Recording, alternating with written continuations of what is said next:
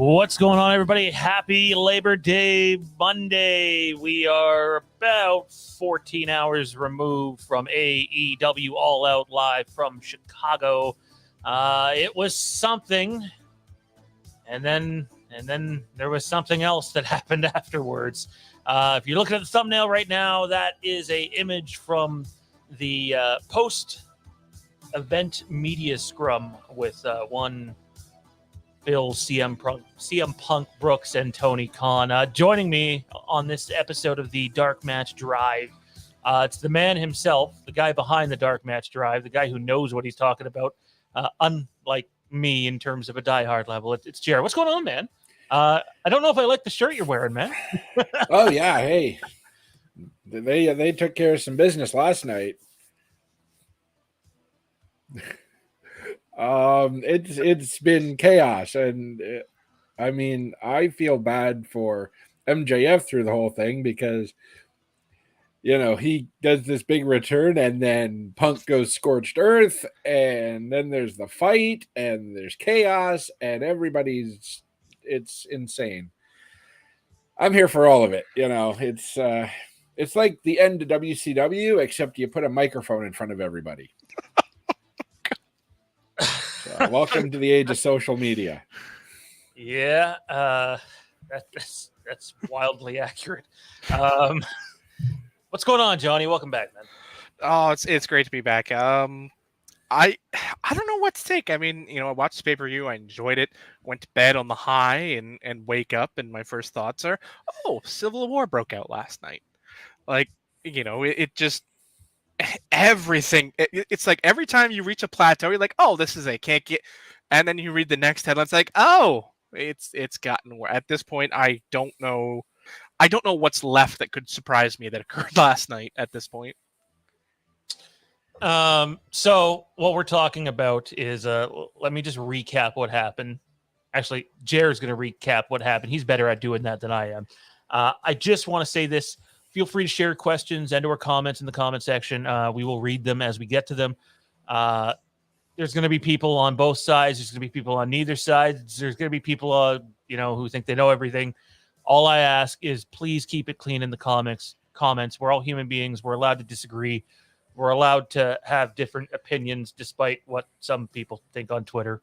Yeah, let's just have some fun with this because there's one thing I do want to say is I'm not going to say him by name because I don't know him, but there's a fella in the Facebook Dark Match Drive group who made a comment on Jared's post earlier, and it was something like, why does anybody pay attention to Punk when it comes off right now? It's in I don't know the exact quote, but basically he called it boring at the end of it. I assure you one thing, sir. There's nothing boring about it. Look at social media, and this has nothing to do with wrestling. Just look at entertainment media presence, and there is nothing in the world of pro wrestling right now getting the attention that this is getting, right or wrong. It's definitely not boring. Boring is not the word for it. Jared? Yeah. All right. So Punk won the AEW World Title last night for the second time, beat Jon Moxley. And as is part of the course, AEW had a media scrum after the pay-per-view. They interview the winners of the matches, and they allow legitimate wrestling media and other media people into the setting, and it's a relatively legit thing. I mean, some of it is kept in kayfabe with the Swerve Strickland and Keith Lee thing, like, oh, we had a great match, and so. But then, well, you want to start it off with the new world champion. So Punk comes in, and he immediately he has a live mic in front of him, and he goes off on the Colt Cabana situation. And okay, so Cliff Notes on the Colt Cabana situation. There was a lawsuit from a podcast that Punk did about 10-ish years ago where he accused the WWE doctor of mishandling his MRSA and staph infection and so on, and that led to a lawsuit. And there was problems with the lawsuit afterwards, where Punk and Cabana got into a relatively public fight over money. And Punk has stayed relatively quiet about it. There's been talk back and forth over the years about it, but they do not like each other. They have not, to quote Punk from last night, they have not been friends for almost 10 years because of the fallout from this situation. And so Punk, this ties into what Hangman had said in the promo to Punk. And then it felt like Cabana was kind of shuffled off to Ring of Honor to appease Punk. Well, came out, apparently, this is hearsay, and I'm not 100% sure on confirmation, but the EVPs of AEW, Kenny Omega and the Young Bucks, may have been the ones that leaked the story, that specific story, to Meltzer. And so Meltzer reports it. And Punk's hearing all this, and he's injured, and he can't say anything yet, really. So then he comes back, and he gets on the mic, and he calls out Hangman in a completely unscripted segment. Hangman can't do shit about it. So all this leads to putting a live mic in front of Punk at this press conference. And he goes on about Cabana and the situation where the legal discovery found out that that Cabana was sharing a bank account with his mother. And that's when Cabana decided to back off suing Punk. And then within this, he switches over and pretty much calls Hangman Adam Page a stupid fuckhead. I may be getting the quote wrong, forgive me. But, and he points out that when Hangman went into business for himself, he compromised the $1 million gate that AEW had for Double or Nothing, which kind of almost hints that Punk is telling on himself that, hey, I wouldn't have showed up, which was one of the rumors at the time. So then after the Scrum rant ended and Punk went on for a good probably 30 minutes going off on, Colt Cabana, Hangman, the Bucks, saying, this isn't Reseda, we're trying to make millions of dollars here, and just throwing all these shots at the Young Bucks verbally. We'll get to the other ones in a minute. So immediately after this, Kenny Omega and the Young Bucks were super pissed off and one person claimed that they were threatening to leave over Punk's comments. And one of the Young Bucks had been in contact with talent outside of AEW, indicating that many of the rumors heard about Punk and the frustration around being around CM Punk, which he'll own up to a lot of it. I mean, he's not an easy guy to work with. He's a bit of a prick, but they confirmed that, hey, this is true, and Punk is an asshole. The Elite were scheduled for the Scrum after this, and the adjustment was made where they ain't coming out and, replying to the burial they just received. Now, there are some details that came out afterwards. We haven't gotten full, clear, play-by-play on this, but stories came out after this. Well, okay, so immediately after Punk leaves, Swerve and Keith Lee come in and they start doing their media, rundown. And there's a side camera shot that shows a security guard running behind the curtain. Nobody really thought much of it at the time. And then it comes out that apparently, now I have no full confirmation on this, but apparently the Bucks confronted Punk and there was, to quote Dave Meltzer, a melee. And it was described that Punk did knock out Nick Jackson. Ace Steel was there. Christopher Daniels was there. The people trying to break this up. Obviously, security was sent to, diffuse this situation. And then it kind of died down. The rest of the Scrum went as, planned. Tony Khan was completely unaware of all of this because he stayed to the very end of the Scrum. Are you sure about that? Because there's a photo of someone coming up to Tony Khan That's at the very end. That's the very. Oh, okay. Yeah. I have only seen to the tag team match on the media scrum. Yeah, and then Tony Storm did hers. Jericho did. Jericho was the last one, and Tony Khan was completely unaware the whole time. And then right at the very end, he kind of went off on WWE with a bit of a rant, which was kind of cool. And then somebody came up and told him, and then, you know, show's over. I got shit to deal with. As far as Meltzer knew, by the time Wrestling Observer recorded their show at around 3 a.m. Eastern, everyone was still at the building. So there could be more to this. Nothing has come out since. When you say everybody was still in the building, that includes the parties involved in the altercation? Yes. Okay. And there's probably more. Yeah, and then Hangman, who's kind of been quiet the whole time during this whole thing, tweeted this afternoon, "Happy Labor Day." So, you know, he's kind of behind the scenes, quiet. He'll poke a bear once in a while. So I'm going to give my thoughts on a few of those things. And for those of you that are just tuning in for the first time, huge CM Punk fan, but not a diehard wrestling fan anymore. AEW has reignited my love for it. So to be clear, I'm in the boat of just do what's best for the fucking company, even if it's not my guy. That's sort of my boat. However, just get this one out of the way right off the bat. I know people will make fun of the CM Punk UFC thing, and I don't know the Jackson's background, but going and picking a fight with a guy who knows how to fight usually doesn't end well. I would have no problem throwing a punch at anybody on the channel. Not saying it would go well, except for Kieran. I'd be stupid to do that, and any of us would be, and he'd fucking tear us a new one.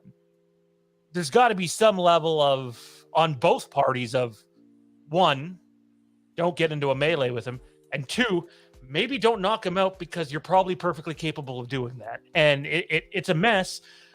Let me look at this strictly from the logistical entertainment side of it, and let me propose this to you guys. And I'm not saying I believe this either. I've just seen this out there a lot.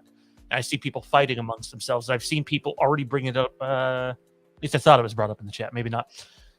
Any chance at all that this is one hell of a work in order to get more eyeballs on the product? Because I got to tell you right now, this is coming across. It's not the screw job, but in terms of the way it's coming in the media and everything, it is. There's some horrible logistical things to it. Someone I had mentioned earlier in the Dark Match Drive group that I think Punk probably shouldn't have handled it the way he did last night, if it's real, which I feel like it probably is. And at the same time, you can't have your EVPs leaking shit to the media in any business. I don't need to be a professional wrestling expert to know that. You know anything about how you operate, and we just went through something at the channel here, and I'd like to think that all parties cooled down and handled it very well. You got to handle it better than that at the end of the day. But if they are going around leaking shit, that's not okay. That's fucking bad too, and they shouldn't have those positions if that's how they're gonna fucking run it. And it makes me wonder, hey, is this one of the reasons Cody Rhodes got the fuck out? Well, that ties into what Jericho said too in the scrum. Like somebody asked him, what did they talk about at the wrestlers meeting they had a couple weeks ago with the talent? And Jericho said one of the main things we talked about was stop leaking shit. So I don't know if that was hinting at, you know, this bullshit that's going on, or he's not wrong though.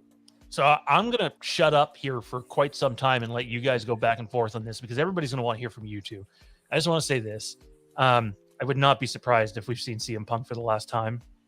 I hope that's not true, because I do think, as twisted as it sounds, if he's there on Wednesday, they're popping the biggest rating that they've done probably, period. Mark my words. I don't need to be a professional wrestling expert to see TSN, even though they air it, and Sportsnet, even though they didn't air it, and other Twitter accounts going, It might not have been Sportsnet. It might have been the Score. It definitely wouldn't be Sportsnet. No, That'd they get a call from WWE. WWE corporate. Yeah. Say, what are you doing? But hey, TSN shared the video. Talking about that WWE pay-per-view right now, I'm like, maybe amongst diehard fans, but social Punk was number one last night, and all out. Well, I mean, that pay-per-view was always going to be number one, at least on Twitter, because that's just the way the world works, right? Whatever's being talked about is what's number one. It's the same as Clash in the Castle was number one on Saturday, right? It's that day, right? It's the weekly trends that would be important, which I imagine they still probably blew them out of the water, but I guess we won't have those until it was Friday at this point. But 3 as of today still, but I mean, I don't want to sit here and say this is right and this is wrong and yada yada yada, because there's a bunch of us that just don't know shit. We don't know shit. We don't know if we're being worked. We can predict things. The problem is the venue, when where you do it. Like, I mean, I'm scratching my brain thinking back on this, and Adam Page never mentioned CM Punk that I can recall. I don't remember it being a thing until Punk came back and called him out. Like, I mean, there might have been backstage stuff that we didn't see or a BTE episode I didn't watch, but I don't remember any Dynamite promo that Page ever mentioned Punk. It was in the promo right before the pay-per-view. Yeah. Right before the Double or Nothing pay-per-view? Yeah, the promo, the face-to-face promo they did there. Hangman said some shit about workers' rights, apparently, and hinted at Cabana and okay, then that's all well and good then. That's, air your grievances then. Take it up. Well, Punk didn't get a mic until 3 months later. Yes, but let's be real. CM Punk, we talk about this like he doesn't have a platform. The dude has how many millions of Twitter followers? And, if he says something on Twitter or in an interview or whatever, it's going to be picked up by the Meltzers, the Alvarezes, the Sean Ross Sapps. He's not a man without a voice. This isn't Punk in the corporate WWE structure where, he can talk all he wants. Nobody's going to listen. The wrestling media is going to listen. You have a voice, and to play using this opportunity is just, it feels ridiculous. Like, if he wants to be mad at the Bucks and be mad at Page, that's all well and good. Pick an appropriate time to air these grievances. Like, I don't know, maybe the talent meeting you had a week ago? That's the perfect opportunity to stand up and air your grievances. If you want to have this out with them, have it out with them in a private setting.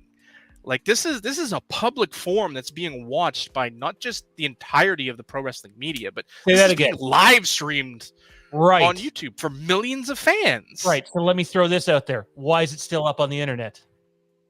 If they didn't want but let's be honest though, even at this point, this isn't, some smaller YouTube channel where, the views can be measured in the hundreds or the thousands. By the time this is over, they'd already had hundreds of thousands of views, and it had already been clipped to hell. Like, you go on Twitter today, and you see clips on Twitter are at 500,000 views.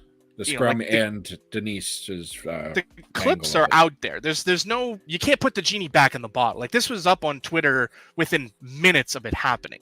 So like, taking it down from the official, like, yes, I understand the point you're making. Like, corporate wise, it says, we don't, like, this is not what we want to be a part of, but the genie's out of the bottle. You can't put it back in there. And let's be honest, the more views they get on the official one is money in their pocket. That's the thing we got to look at. Like, it's driving. I don't know. Do either of you have a view count for it at this point? Less than 24 hours later? Yeah, Jared just said it's like 500. Yeah, we're around 500,000 total. I thought that was, he said clips, not the actual. The media scrum itself is at 333 and Denise is at 160. Half a million views in 12 hours. That's a lot. Yeah, that's a lot of Bezos bucks. That's almost 3 times as many people as watched the pay-per-view itself, because they were aiming around 157,000, I think, for buys yesterday. So I'll say this is where I stand on it, and then you guys can go with what you think it is. Punk can't handle it the way he did last night. If it's real, you can't do that. Do I think he should be fired? No, but like, Tony Khan's got to wear some of this too. Absolutely. Whether a large chunk of it. Actually, at the end of the day, you brought CM Punk into a company where Colt Cabana was. Not just that. Like, that's a point, and that's something that should have been handled, backstage. Like, this isn't going to be a problem. Like, air that out before you sign the contract. But we when talked Punk on starts, the show about it possibly did. being a problem before he even debuted. when Punk starts going off like that, TK has to sit there and be like, Punk, I'm going to stop you. This is neither the time nor the place for that. You know, like, just shut him down. You're still the guy that signs the paychecks. Shut him down. And if he keeps going, then you cut off his mic. You tell him it's time for you to go. And have security escort. Like, yes, we're having an entirely different conversation today if that's the case. But instead, Tony Khan looks like someone who actually is willing to do something. You know, he doesn't look like right now, he looks like the substitute teacher that the class is just running circles around.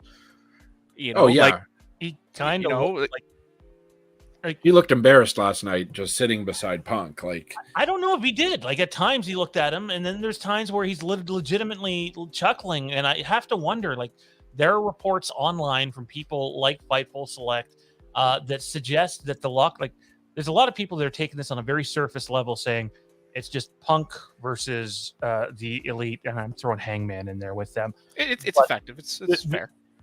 Well, from what I understand, it's not fair at all, because it sounds like no. I'm saying lumping them in as a sorry, a collective. But from what I understand, it's almost like you have old guys versus new guys. I don't think the locker room lines are quite the way we think they are. Like, there's camps and there's other camps. It's not even so much drawn in the old guys, new guys. It's at this point, I think the best way to say it is there's WWE guys and there's indie guys. Yeah. You know, and that's the difference. Like, and I know this is going to sound bad, but the WWE guys, some of them have an air of arrogance about them. Like, we went to the big time. You've never been to the big time. You've never done this. But, like, let's be honest, a lot of those guys that they're talking about, these are guys that have headlined and been in big programs in the Tokyo Dome in front of 60,000 people.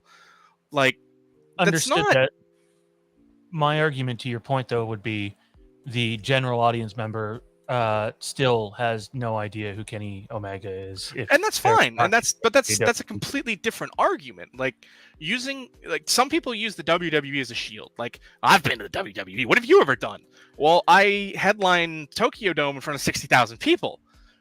You know, you were in a pre-show match. I was in the main event. Who's actually got the resume here? And it's not you. And there's some people, like, and I'm not saying that to everyone. Like, there's obvious examples of it, and there's obvious examples of the counterpoint. Like, people are making camps in weird ways, and problem is we're dealing with so much bullshit that we can't drill down to the bedrock of fact. You know, we don't know how much we're being worked and how much we're not being worked. We don't know what's real and what's not real. I mean, as much as we sit here and say Tony Khan looks like the substitute teacher who has no control, he's still the boss. And as much as we can say, he shut down Punk if he's saying things he shouldn't be, but, you know... Yeah, well, what if he's agreeing with them? Well, I don't think that's the case. I'm just saying, I have no idea. I think there's elements that he agrees with, and there's elements he doesn't. Like, we've seen Tony, like, people think that the EVs have free reign. They don't. He's wheeled them in before. That's why Cody left, because he stopped getting control of his own bookings. You know, whereas the WWE sort of dangled that you can sort of walk in here and you're going to be the guy in a year, which still looks like that's the plan. You know, like, it's like I said in, I don't remember if it was the Discord or the Facebook or something. I think I might have even said it to you directly. So somebody's going to write a hell of a book in 5 years, you know, and it's going to be interesting to actually see how much of this was fake and how much of it wasn't, because we're never going to know the truth. Not until, you know, somebody involved in this program writes their book. And let's be honest, it's probably Tony Khan, if I'm being honest. He's probably the book we're going to be reading in 10 years and saying, damn. You won't even need to write a book, though, because if all parties are still there 3 months from now and AEW is at a higher spot, then it's, you know, whether anybody likes how they went about it or not, it's mission accomplished and more eyes on the product. Oh, for sure. But that's what I'm saying. Like, you know, we're not going to know how much of this is real and how much of this is work until somebody involved writes their book. And even then, we'll still, you know, question it, because you read wrestling books and it's, you know, it's written in the vein of whoever writes the story. You know, it's the same as history, right? Like, history is written by the victors, not facts. So I kind of can't help but wonder, and Jerry's been silent for too long, so let's get him on this. But like, let's say Punk quits. Let's say Punk quits tomorrow, and that's it. It would be shitty. It would be, and it's probably the end of him in any form of professional wrestling. But financially, that would be a horrible thing for AEW. Just would. Facts are facts. And if people keep leaking shit, then it doesn't matter if it's CM Punk or Chris Jericho or Joe Blow who comes in next. Shit like this is going to continue to happen. It's just bad on all parties, really. And I just really, really hope that as a guy who loves AEW and reignited his passion for wrestling, I hope there's, a positive way to spin all this. And that at the end of the day, I'm not asking everybody to be friends because that's stupid. I have plenty of coworkers Be professional. that I can't fucking stand, but it sounds like none of them, maybe even the boss himself, who's been going on some, shall we say, verbal tirades on social media the last few months. There's not a real good example being set right now, other than the guy who has lost the main event, who maybe shouldn't have lost the main event. So, and I don't know if he wants to be a leader. It doesn't really sound like that's his thing. I want He's a lead by example kind of guy. Yeah, exactly. Somebody convince me that there's going to be a positive end to this, because at the moment I'm not seeing it. I hope Positive end to this is MJF. The guy got a bigger pop in Chicago than Punk. The bus yesterday too. Well, he got thrown under the bus by Punk. Right? Like, that's, nobody else is talking smack about MJF last night. It's all Punk. And I think part of that is I love Punk, but he's an amazing wrestler. He's a horrible politician. And I think part of the reason he went off in his vanity last night was, we're in Chicago and somebody else got cheered better than I did. I'm offended. And I think that's part of it. Because MJF got a huge pop. MJF was the one they were cheering for in the stare at the end of the pay-per-view, not Punk. Right, but I don't think that's the same reaction, and nor do I think Punk's reactions have been the same since all this story shit leaked, and that's why he's pissed. If the intention was to turn Punk heel, in my opinion, it happens last night, and it should have happened last night. I don't understand the clean finish. I don't agree with it at all, in my opinion. It actually left me with a sour taste over the main event. I didn't buy it at all, and I'm a Punk fan. I didn't buy it one bit, and I just don't know. Like, I think he's pissed off because I truly believe that they weren't going to turn him heel, or he doesn't want to turn heel. I think he had a thing about that in Forbes, that it's easy to be a heel and much harder to be a face. And it's like, hey, when you get all this shit and slander, regardless of any of it's true or not, that's supposed to be kept behind closed doors, that gets out there, you're fucking up public perception, regardless if it's wrestling, hockey, basketball, whatever.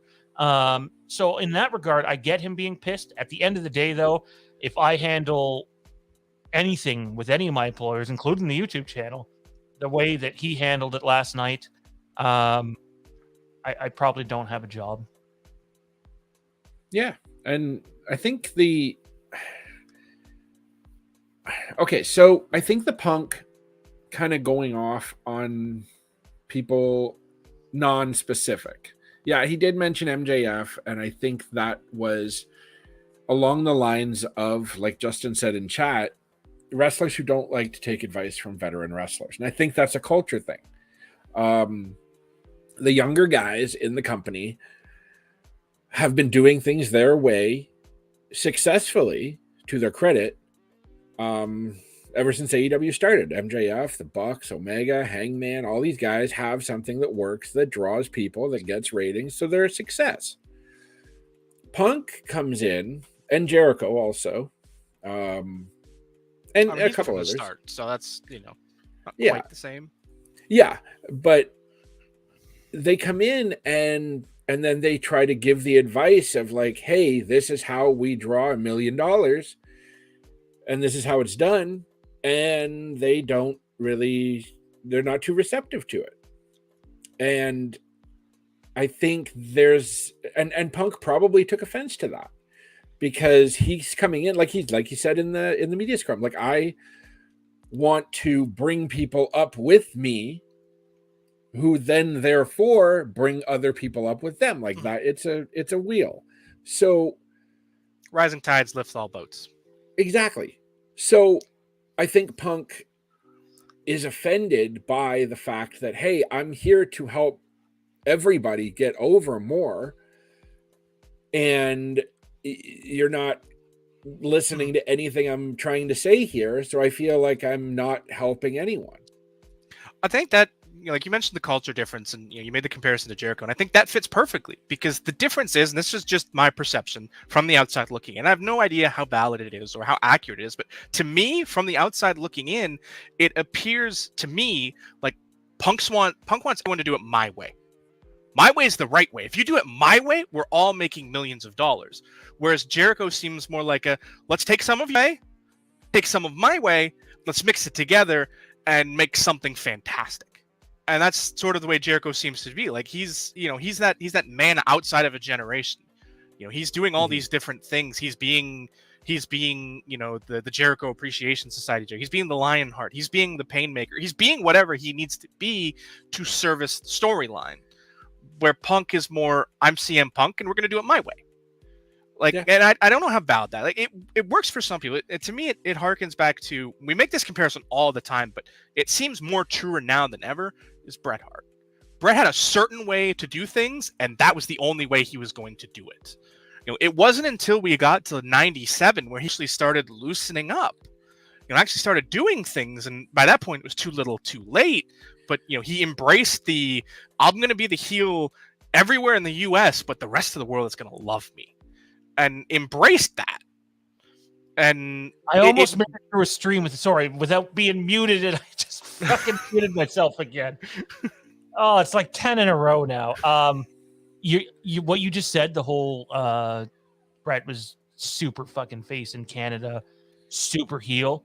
I absolutely feel like if Punk is staying in the company, it has to be that he has to be, like, they've played the hand. You can't fucking send him back out as a face now. I don't see how that works. I think holding the turn off from Chicago, I think, is the best decision. And I understand what you're saying, where, this was the perfect opportunity to do it. And you're right. But I think the problem would have been the perception. I think a heel Punk is cheered in Chicago because that's what they want. I think a heel Punk in, say, New York City gets the heel reaction, which makes sense, which I think we're setting up. Now, this is just purely me fantasy booking. MJF cashes in the chip at Grand Slam in New York, in his heart, in his home, in his city, where he's going to get the babyface reaction. He's going to get the pop. Here, CM Punk turns heel, and you get the reaction you want. And that's it. Like, the rest of the wrestling world responds to the building, right? Like, when the crowd reacts with boos, the world feels the heat. When the crowd reacts with cheers, the world feels the cheers. Like, you want that, like, when you turn a guy heel, you want the crowd to react that way. You don't want your heel to be the most cheered guy in the building. And I think that's what we would have had with a heel Punk in Chicago. Now he can come out of this and be like, my own city booed me. He has enough, like, that whole match was built on, I am Chicago. Chicago turned its back on me. And there's your heel turn. Like, you can just go from there and do, but you need Punk's buy-in, and I don't know if we'll get that. Well, I think Tony Khan was asked about it, and he pointed out that, like, I don't think he's even going to do a major turn and just let the fans kind of decide, rather than altering the characters themselves, and kind of let this happen organically. And the next pay-per-view is in New Jersey, which is not too far off from New York. And you're likely to get a New York reaction. Oh, absolutely. 100%. Yeah. And I mean, also another thing to gauge that pop by is, it was a return pop. And MJF immediately was like, all right. And then he's like, no, fuck you guys. So I don't know what kind of reactions we're going to get Wednesday, but it'll tell us a lot more long-term because, there were a lot of different circumstances for last night. It was in Chicago. Punk just won the belt. MJF just returned after 4 months. So there was a lot of different things around the reactions. So now coming into TV, we might get a more long-term reaction based on how, and plus we might get a reaction for these, not so much MJF, but for Punk based on his shoot comments now. And how does that play into coming across on TV? Did Punk necessarily endear himself to the audience? I don't know. it's on the fence as far as, and is that going to play a part in Punk going forward? Is he going to lean into this situation, I guess, and be like, hey, you know what? I'm old school. We can make money off of this situation. There's money to be made, and let's just go with it. And I don't think, I doubt that's going to happen, because I do think this entire situation is a shoot, because Punk doesn't seem like the kind of guy who would do something so much backstage. Like you're working the boys. Why would you do that? It doesn't sell tickets. It doesn't sell pay-per-views. So you think this is But at the same time, I think it's right up Punk's alley to play the marks, right? Like Agreed. we're hearing there's a melee. We're hearing that he threw hands with Nick Jackson, but there's no photos. There's no video. There's no actual proof anything has happened. I'm not questioning the validity of it, but like there's no evidence to support it beyond words. And it is this a big giant work? Who knows? I doubt it. It's one of those situations where I think everybody's worked themselves into a shoot, and now it rests on the shoulders of Tony Khan to shoot the work, or work the shoot, I guess. Yeah, work the shoot. And I don't know if he has that ability, because it's a very hard thing to do. I mean, even Vince McMahon had a hard time doing that in '97. And let's be honest, as great as Tony Khan has been, he is not prime Vince McMahon. And that's, that's where we're sitting at right now. Well, yeah, he comes across as a guy who wants to be friends by everybody. Friends with the boys. Yeah, exactly. And you can't rule with an iron fist like that, because you're friends with everybody. You can't piss off too many people. Oh no, what if they're not your friend anymore? And Tony Khan's in a tough position, because he has to write TV in 2 days, and there's all these volatile elements backstage now, and it sucks because they just put all this effort into this tremendous MJF angle, and absolutely nobody is talking about it. Mm-hmm. It's not spent an ass load of money. Exactly, right? I didn't look into it, but somebody pointed out that they used Rolling Stones song for that match. Oh yeah. The most noted example of the Stones was Conan in a feud to the network during the whole Jay Leno situation back in like 2009 or whatever it was. Played a Rolling Stones song on the Tonight Show during his brief tenure. Cost the network $500,000 for 10 seconds. Like, plus that was a very expensive 5 minutes. Yeah, with the Rolling amount was Stones, bleeped out. I don't even know. It was an amazing moment, probably one of the better moments I've ever seen in the business, and that was the beauty of it, right? Because we spent the entire night. Was it MJF? Was it not MJF? It was MJF, but was it too obviously MJF? Is it somebody else? Who is this? What is that? It worked perfectly, building to that crescendo, to that video package at the end of the night when the lights go out and you hear the voice, and you cut to the CM Punk promo from Ring of Honor, which I love, and then you see MJF with the mask, and he takes the mask off and turns his back and puts on the Burberry scarf, and the crowd goes wild. It was an awesome moment. It just, you're right, nobody's talking about it now. Yep. Did we waste $1 million or $500,000, or however much the Stones cost us for that, in service of that moment that nobody's talking about today? I mean, TV will act like it, none of this backstage stuff happened. So will they? To a degree.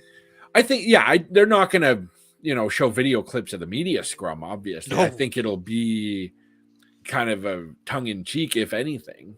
Right. Punk set the tone for that media scrum, and it kept getting out of it. Like, we talk about Punk, but let's be honest, Tony Storm, dropped a couple lefts and rights in that, and Thunder Rosa got hurt. Like, you can hear the, you can hear the circa 97 Shawn Michaels lost his smile in her words. Like, it's needs to be a hatchet man in that locker room. If Tony Khan can't do it, he needs to find someone who can. And I mean, I don't know who that would be. That's the problem. There's people in that locker room. before ahead. you go any further on that line of thought, I got confused with what Jared said, and I think some of the audience might have too. You're saying you believe it's a work or it's not a work, because if it's a work, why would you not lean into what happened? I'm confused. Or you said it was a shoot. You believe it's a shoot. Yeah. So help me out on my wrestling terms here. Again, non-diehard guy. Okay. Shoot shoot. real, work fake. Yep. Gotcha. Okay. Thank you. So I think it's real, but I don't think it's going to be something they're going to, they're not going to show clips of Punk from the presser burying Work the or shit out not, of they're not Hangman. showing those clips. Yeah, and it doesn't make sense to do this gigantic MJF angle just to have Punk suddenly, no, I'm going to go talk shit about Hangman and I'm working Hangman. He's not. Like the angle they shot is MJF and Punk. So that's what's kind of leaning me towards, okay, Punk is shooting on the company and Tony Khan is sitting there because he's not going to reprimand Punk publicly, obviously. And his hands are tied just sitting there. And then they go back in the corner and have a fist fight. And Tony Khan is out there, cutting promos on Jim Crockett Promotions and WWE trying to sabotage his weekend. And it's total fucking chaos. And like I said, they got to do TV in 48 hours. And what the fuck are they going to do? Again, there's a lot of people that want to point the finger at CM Punk, and this is going to be my final take on it, and then I'll let you guys close up for the 18 minutes, and we'll do outros. CM Punk, if this is all real, cannot respond the way he did in any form of workplace, frankly. However, if the leaks are happening, if people don't think that that's an issue, then you're living under a fucking rock and don't understand how society or social media works in 2022. Because once something's out, it's fucking out. There's a reason we've been able to build a YouTube channel off of Halloween leaks. Just fact. That's how we did it. There's a lot of blame to go around, but I'm telling you, if you want to point the finger at someone acting like a child, Tony Khan's social media. I'm an AEW guy. I don't watch WWE anymore. I haven't in like a decade. You watch 10 minutes of WrestleMania. Yeah, but more than 10 minutes, probably like an hour. Yeah, he watched the Cody Rhodes return and then the Austin segment at the end of the show. Watched, so like half so an we hour. watched the good parts. I watched the football player. Oh yes, you watched the Pat McAfee match. Yeah, White Stripes intro was fantastic, man. I loved that. It was. But other than that, really haven't watched any. If we're gonna lead by example, the guy who owns the fucking company and who's in control should probably have better awareness of the shit that comes out of his mouth on social media, because he's not acted like a guy who's in charge of a $1 billion football franchise and hundreds of $1 million wrestling company. It's got to start with him. You want to fucking make change? Start with him, or like Johnny said, get someone else in there. But I'm telling you, the people that want to take one side or another, it's not as simple as CM Punk's a douche. It's as simple as you just said. I didn't even see the Tony Storm thing. So Tony Storm goes in the media and calls out the Thunder Rosa thing. Although I think you talked about that on here, Jared, that the Lost Smile comparison. It's a shit show over there right now if it's all real. And the guy who's in charge needs to be the one that fucking takes the bull by the horns and steers the ship right, or it's going to fucking sink quicker than the Titanic. Yep. And it hurts the perception of the company, because I guarantee right now, backstage at Raw, there's a bunch of guys laughing their ass off right now at the fact nobody is talking about AEW's big pay-per-view. They're talking about CM Punk and the Bucks and Hangman and everybody shooting on each other and all this. And the problem is not only social media, the age of social media, but also the accessibility of all this.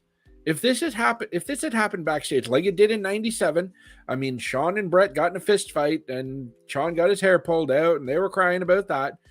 You knew about that in the Observer. That was pretty much it. I mean, it was a lot more closed off business in a sense. There wasn't, and I mean, no offense to us, but not everyone was able to have an opinion because nobody really knew. We didn't get full detail. We didn't get wrestlers coming out in front of microphones saying, fuck that shitty hangman and whatever. I mean, you got Sean with his thinly veiled sunny days comments and whatever, but you didn't really know.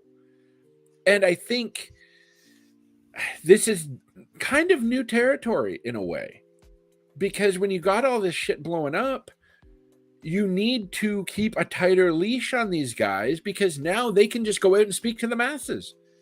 Mm-hmm. And it hurts business because it's the perception of your business. And right now, like Sean said, Tony Khan does not have a handle on his business. The inmates are running the asylum right now. I mean, ever since TNA stopped running the asylum. I mean, it's if there's one thing I can say coming out of this is that the post pay-per-view media scrum needs to stop. It can't happen. It 100%. Doesn't serve a purpose. You know, like if as far as having the talent on there, if Tony wants to have his post-show media scrum where he can talk about the events leading up to it and the business aspects of it, great. That's fine. No big deal. But you can't let the talent. You can't let the talent there. Yeah. Oh God, I can't. I've been trying not to say that phrase all night. Sorry. I was sitting there, I'm like, oh God, am I gonna have to say control your narrative? But thank you. You took that one team, so now I can say it. But you know, like you have to control the story, and you can't do that giving talent an open mic when they're pissed off. Nothing good comes of this. You know, you don't give the angry man a microphone. You sit him down in the locker room. You have a conversation with him. You talk to him. You settle everybody down. You don't put the microphone in front of his face when he's hot. You know, like what's that going to serve? Like, you're going to get thinly veiled pot shots and promos. That's professional wrestling. You know, like that goes back forever. You know, guys taking shots at each other for how they act. Like, I could probably point to examples from the Larry Zbyszko, Bruno Sammartino feud of 1980 where they're taking pot shots from crap that happens in the locker room. Like, that's wrestling. Yep. But you don't do it where you're airing out all the dirty laundry. Like, that's where, you know, like we had our Meltzers. We had what was the other? Keith, Minnesota guy. Shit. Oh, it's gonna bug me now because I know he's from Minnesota and I can't think of his name. I actually knew both guys you referenced there. I felt like I accomplished something. So, remind you, one I knew as a WCW announcer, and I can't remember the other name you said now. So, Bruno and Larry Zbyszko. Well, Bruno, obviously, yeah. Yeah. So you knew both. You just didn't know them as wrestlers. So thumbs up for that one. You know, a Shea Stadium main event from 1980. Congratulations. Yeah. The first Andre Hogan match. First Andre, yes, indeed. But you know, you can't be doing this in front of a live mic. It never works. Like, you don't see, like, even in the modern era, you don't see WWE doing post pay-per-view media scrums. Like, you'll do wrap-ups and post shows. They did on Saturday. You can choose the talent that sit in front of the mic. I did. And one guy asked Roman Reigns, how about being in front of this crowd? And then Roman was like, acknowledge me. And then he left. Right. But just goes to show they worked it. You can't let guys that are pissed in front of the microphone. Like, you've got to pick and choose who does it. How do you let Punk hold a microphone on Wednesday then? Or any of them really on Wednesday, and trust that they're not going to... Oh, I 100% you have this button on a television show, okay, where if somebody goes off script, you are wearing a headset in the gorilla position, because that's where Tony Khan sits, and you switch over to the feed that goes to the director's truck. Cut him off. Go to commercial. Yeah, there has to be a mandate of something where, you know, like even on the run sheet or something where, like, you can't. There's to be zero reference to the media scrum or any situation resulting from it. Or you take the extra option, and that's you do a pre-tape. You don't trust him with a live mic in the arena? Well, congratulations. You're doing a pre-taped interview this week. So that way, if you decide to go off and counter the actual booking message, we can edit it, or outright, you're not on the show this week. Let me ask you guys a few questions here, because we only have 10 minutes left, and then I'll let you guys close up with final thoughts. If anybody wants a deeper dive into this situation, because I know Kieran's going to want to talk about it. I don't think he's caught up yet. Getting there. He's watching the pay-per-view as we speak. Yeah. These guys are going to have it tomorrow night on the Phantom Empire show. There'll be some other stuff, but just heads up, it's going to be primarily a wrestling show tomorrow night, and they'll guide you through that. That starts at 9 p.m. All the events of the weekend. I'm sure there's fandom stuff that I haven't been able to catch up with. My fiance gave birth to her baby daughter a week ago, and life has been stressful. So, and we also have piece of shit landlords doing piece of shit things that we're taking care of business. So I'm excited to Roy's talk about live Rings tonight, of the not Dragon. taped. what's live? To JT in chat, it's live tonight. It's not taped. They had a day to get back from the UK. Gonna be jet lagged, but it's live. Oh, okay. Yeah. Oh, okay. Gotcha. I'm like, wait, what? Okay, so is CM Punk done? No. Like, is he there on Wednesday, or is this it? Or is it gonna be done relatively soon? He may not be there this week, but at the very least, there will be one more appearance where he drops the belt. That's at the least. Well, I think there has to be a precedent set with, I mean, Kingston backhanded Kingston had a Sammy 2-week suspension couple for weeks pie ago. facing Sammy Guevara. Exactly. And if Punk punched out Nick Jackson, you have to do something. I mean, even if it is a couple weeks and he's your champion and he comes back and they don't acknowledge it, which is fine. I mean, they can literally film an angle where Punk gets injured before TV and he's off TV for 3 weeks.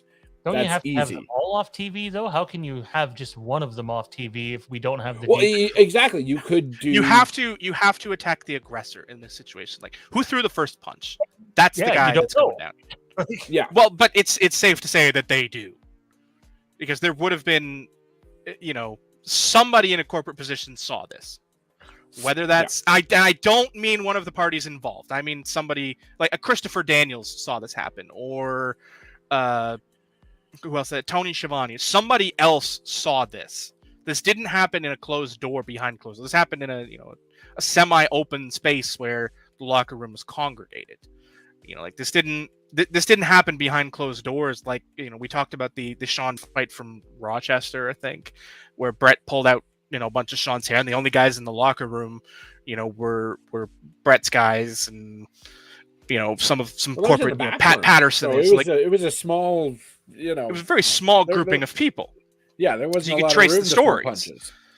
but like you have to, even if it's a send the Bucks home for 2 weeks, send Punk home for 2 weeks, whatever the situation is. If you don't know, like if you can't specifically say you threw the first punch, you started this, then you kind of have to throw the baby out with the bathwater, so to speak, and everybody gets suspended. Yeah, there has to be some repercussions for this, because again, assuming it actually occurred. Yeah. Yeah, I mean, if all three, I guess the three specifically the report covers, but all three are on TV, then you're going to just have a billion more questions about, okay, so what the fuck happened? And if I'm Kingston, I'd be super pissed if they're. Well, I mean, I think at the same time, Kingston probably understands, if I don't get suspended for this, I probably kill that little fucker. Yeah, like because Eddie Kingston beating the crap out of Sammy is a little like, yes, Punk's a fighter, but size comparatively they're equal. Whereas Eddie Kingston picking on Sammy Guevara, that's a little bit different. People are going to hate me for saying this, and I don't believe it's the right way to handle things. So let me say that right now: it is not the right thing to way to handle things in any business. I don't believe it. However, often it does get handled this way. I don't care how big of an Eddie Kingston fan or Sammy Guevara fan you are. They're not CM Punk, and they're not even the Young Bucks. And we see it in professional sports all the fucking time, where higher paid guy or more notable guy or guy that's in with the owner or the general manager gets treated differently than other people. It happens at my fucking workplace. I can fucking tell you that right now. I'm not going to name what it is, but it absolutely happens there. There was a situation just a few weeks ago where it happened there. And it's like, this is just much bigger scale, obviously. And I don't think just because something happened with Eddie Kingston means that it's going to be handled the same way. Eddie Kingston was on the fucking pre-show last night, people. You can hype up Eddie Kingston all you want. If he was the guy drawing money, he's not on the goddamn pre-show. Sorry, that's my 2 cents on the Eddie Kingston thing. Well, that was the timing issue. Oh, I agree. If you go back, they had already made the all-out match that Sammy and Eddie were supposed to be an all-out match. For sure. They made the challenge. They'd made Eddie made the challenge on the first episode in August, I think, and then Sammy accepted it like the third once he got back from his honeymoon. If Sean Giroux's in charge, no, they're not coming. Like there needs to be punishment handed out for all those parties, and Tony needs to fucking take a week or two and sit down with Tony Schiavone, and if it's not someone there, then they need to fucking bring somebody in that can help manage this zoo, because that's what it seems like right now. I'm just saying, don't expect just because Eddie Kingston and Sammy Guevara got one type of punishment that Punk and the Bucks are going to get that same one, even though, in my opinion, it 100% should be that way. It's just typically not how the world works. I could point to dozens of examples in pro wrestling where nothing happened, or somebody as far back as the Dynamite Kid knocks out Jacques Rougeau's teeth. The Bulldogs got fired. Vader gets beat up. Vader gets beat up by Paul Orndorff. Vader gets fired. Because he threw the first punch and Orndorff was office. Michaels, Bret Hart literally come to blows, rip each other's hair out, and nothing. See you next week. Yes, Bret was out at that point, but still, you're both on TV next Monday. Deal with it. Get over it. And I could keep going. Goldberg and Chris Jericho had dust-ups in the WWE locker room in the mid-2000s. But, I mean, I think there are people in that locker room that if Tony can't be the hatchet man, can turn to, that are both, respected, carry their own weight, and aren't fuck-withable. And two examples off the top of my head are Paul White and Mark Henry. They're both well-respected in the locker room. They're both long-term veteran guys who are no longer active in the ring. And let's be real, nobody in that locker room is fucking with Paul White or Mark Henry. If they're the ones that drop the hammer, you sit down, you shut up, and you take it. Because if you fuck with them, even at their current age, they will destroy you. Yeah. There has to be something that says to this locker room, you can't be doing this shit again. This makes the company look like fucking clown shoes. And it's not a good light, especially after a great pay-per-view. They should be on a high right now. They set up a whole bunch of shit coming for TV on Wednesday, and nobody cares. I mean, sure, does the backstage thing mean a higher rating? Probably. They're probably going to get a great rating on Wednesday. But, I mean... What does it do the week after? Yeah, they're in the business of telling stories, and these are not the stories that they're meant to tell. You kind of... look what Vince did with the screw job. I'm not saying you have to go fully into that, but one of the reporters I read was asking Tony. Actually, I didn't read it. Did a reporter flat out ask Tony in front of the tag team champions why he didn't call an audible? I could have sworn I heard that, but I wasn't sure someone was stupid to ask that in front of the talent. I think Punk set the tone.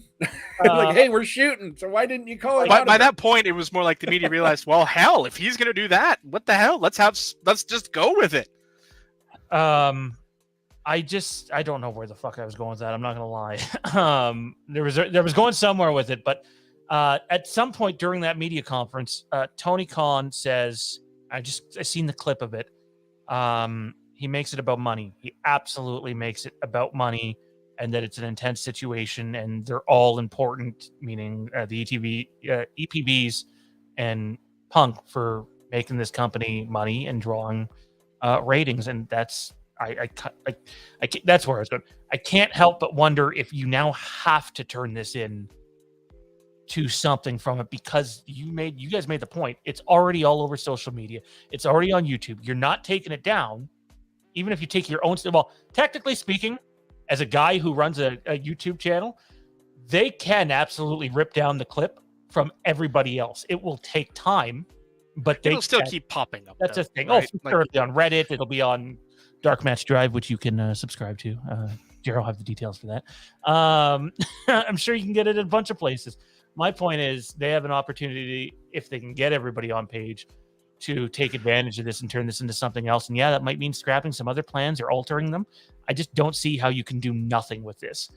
Ignoring it is sometimes silence is louder than actually addressing it. Yeah, absolutely. I mean, Tony let the locker room work themselves into a shoot. Now he has to work the shoot. And like I said, I don't know if he has that ability. And it's going to be hard. But, get everybody on the same page. Get, if you're having locker room disputes, deal with them in an appropriate venue. Like that's the thing. Like I don't think anyone can necessarily take umbrage with Punk's thoughts and the things he said so far as you're the one that's airing these out in front of the world. Like, are the Bucks talking to Meltzer? Yes. Is that a problem? Yes and no. Like it's what you're saying. It's what you might be saying. That's probably that's the thing.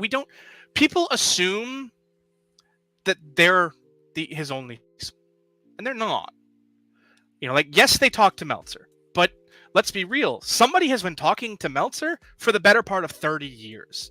Like Jared can speak to this. I don't know if he actually read the book or not, but I know he bought it because he bought it the same day I did. J.J. Dillon makes a point in his book of saying that in 1993, Vince used him as the go-between between the company and between Dave to, let out the things they want let out and report on the things we want reported, and was a direct line to the office. Like, that's not like there are reports from like 94, 95 where Dave and the guy from Minnesota, whose name I cannot remember for the life of me right now, and it's going to bug the crap out of me all night, literally attended a meeting at corporate headquarters with Vince and Pat and Bruce Pritchard and J.J. Dillon around the time of the steroid trial. Yeah. Like and Vince called Meltzer about the invasion angle. So like talk about it. We can't sit here and put our blinders on and be like, Punk all with people talking to Dave, because people have been talking to Dave since that's why Dave exists. Like Punk was in diapers when Meltzer was writing the Observer. Like if you want to take offense to non-factual things, like the reports that he was responsible for Colt, almost being released and being reassigned to Ring, well, that's fine. But be sure you're talking to the right people, because yes, those things could have come from the Bucks, but they could just as easily have come from anybody else, as somebody in the Ring of Honor side of things as well. Like there's lots of people who were, hurt by this Ring of Honor purchase that are still hearing things, that don't have contracts, that might be picking up on things in the locker room and saying them to Uncle Dave because, it helps them. Because if I give Dave a story, he might talk nicely about me, and that's only going to help my career.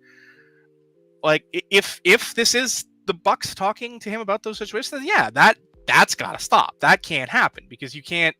That's not the things you want your company saying.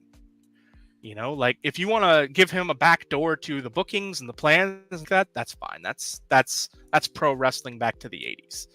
But you can't be airing your dirty laundry through Dave. And the hangwish is an entirely different kettle of fish, because that's pure locker room bullshit. This is, if he said these things in the pre-Double or Nothing promo that I don't recall, because that whole promo sucked. That whole segment, everything about that. I posted the promo on the DMD Facebook. Okay, I'll watch it after we're done. But, everything that built up to that should have been there. You air your dirty laundry there. You're like, I don't like you saying that. You have it out in the locker room and you go backstage. Like, what are you doing? That's not cool. Yeah. Like, if you want to throw hands for that, throw hands for that. That's what Sammy and Eddie did. Eddie got pissed off because of the promo. They threw hands. That's it. They're buddies now.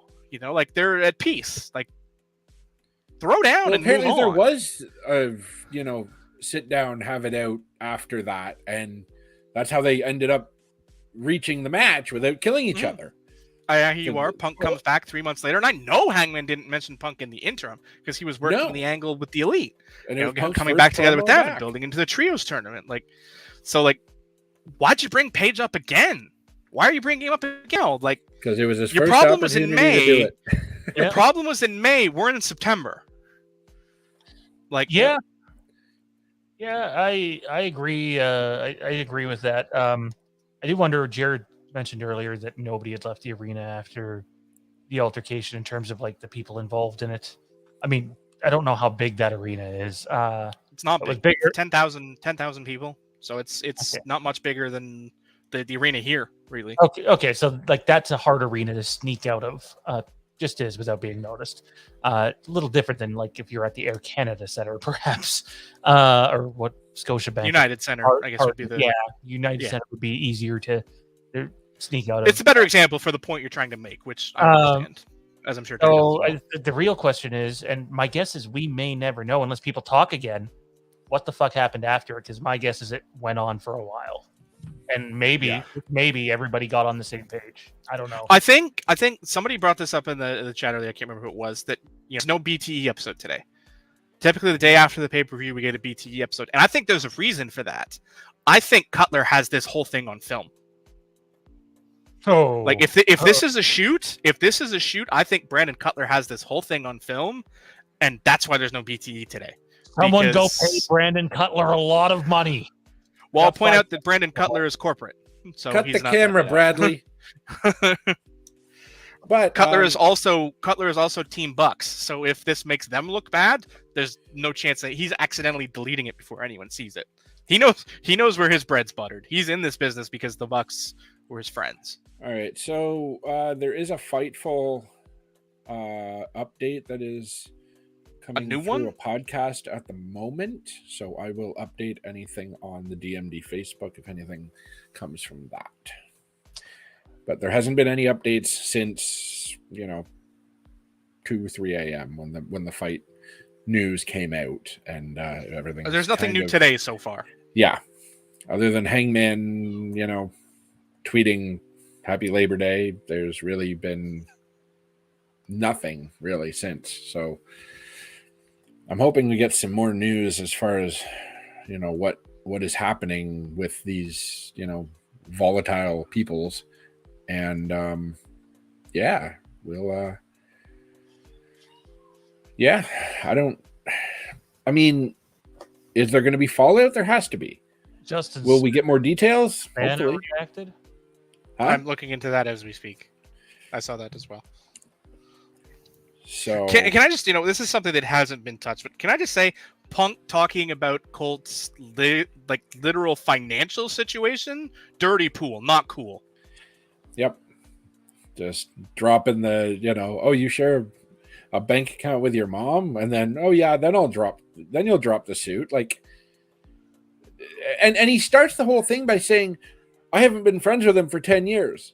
What benefit does he get by, dropping details? It wasn't even 10 years ago that the podcast was recorded. Exactly.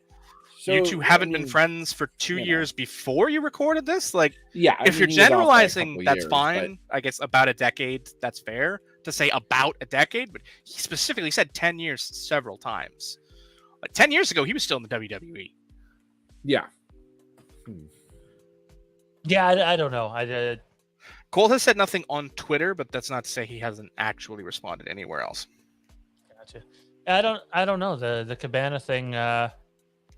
I got to be honest, Cabana brought Punk on the fucking podcast, and if you don't think Colt Cabana benefited from that podcast massively... Oh, no, he absolutely did. He's made no secrets about that. But at this point, I think, to me, this comes down to Punk's big issue with Hangman is that he talked about him when he couldn't respond. What's Cabana going to respond? Why? You're offended because the person asking the first question is a known friend of Colt Cabana's? Just move on. Don't, Yeah, I gotta be honest. The Colt Cabana side of that doesn't bother me at all. As a guy that's been in some serious legal situations, I know better than to name those people when I'm on here on YouTube. What's the difference, right? You've done those things. You've been down that road, and you're not, I'm not airing it publicly, but I can tell you I feel the exact same fucking way he did in terms of some of it and some of the bullshit that people. He went through it. He literally had his day in court. That should have been it. But you know what else should have been it?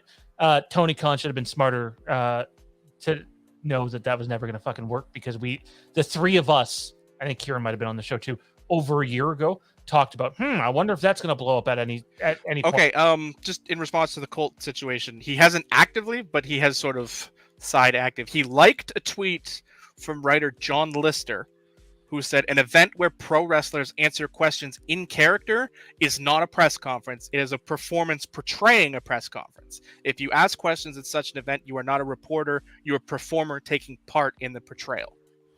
And he also liked a tweet from Kevin Owens, who showed a poster of him and Steve Austin in the main event at WrestleMania 38, taking a shot at Punk. Because he got the WrestleMania match with Austin that never got. That is the one.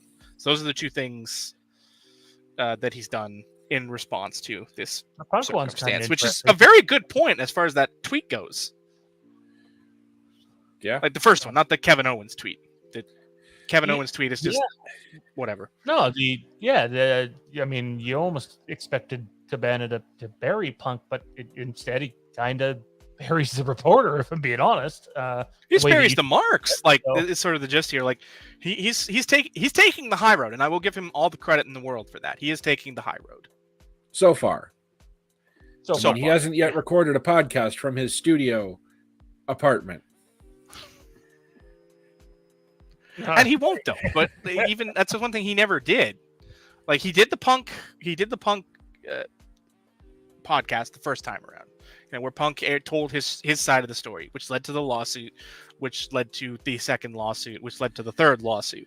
He never did any podcasts about the lawsuits while the lawsuits were happening. He kept his mouth shut.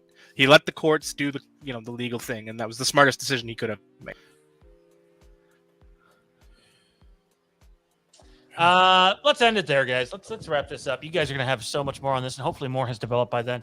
I'll say this as an AEW fan, as a CM Punk fan, there's plenty of blame to go around for everybody, and I hope that for an entertainment product that's been the first real challenger to WWE in some time, I hope they figure their shit out, because I think wrestling in general is better when there are other mainstream options. And sometimes when floods happen, the cracks just keep on coming and you can't stop it. And I hope that that's not the case in this regard, because I think wrestling is better with AEW than without it, regardless of who's there. There are, I don't want to say that there are remedies, but there are. I love Punk, but at the end of the day, AEW moves on without CM Punk. Oh, eventually that's got to happen anyways. Like Johnny and I used to be in a hockey league together, an NHL game where you would manage your own teams. And I had almost no loyalty to any players that be on my team towards their end of their contract and end of their careers. I wanted them gone so that I could continue to have my team compete. And I'm not saying CM Punk's going to eventually lose to mine in the cup final. But Punk at most, and this is insanely optimistic, could probably put his body through another half a decade of what he's doing. The other guys that were all brought up last night, albeit are not as mainstream as Punk. They're just not. Those are the guys that have 20 years left in the tank if they want. So mathematics makes the decision pretty easy, in my opinion. They also have other dogs in this race. Like we talk about, take away the titles from the Bucks, but I'll casually remind you that it is Matt Jackson's wife that runs the AEW merchandise department. Yeah. Like, these ties, they run deep. It's not just this isn't Cody, whose only service to the product was writing his own angle and being there. The Bucks actually, it's more ECW, where they're actually working behind the scenes and doing merchandising and these, like the Hot Topic deal doesn't exist without the Young Bucks. That is a huge avenue of cash for that company. And now they're a hot topic backstage after this brawl. Again. Anyways, ladies and gentlemen, tomorrow night, the Phantom Empire show, 9 p.m. Eastern. There'll be some other fandom stuff to talk about. I know they'll probably briefly touch on House of the Dragon. House of the Empire does not air tonight. It records tonight. It will air tomorrow morning. So be on the lookout for that. Johnny, where can everybody find you at, man? Oh, man, you can find me here, there, and everywhere. Bros Before Pros over on Twitch.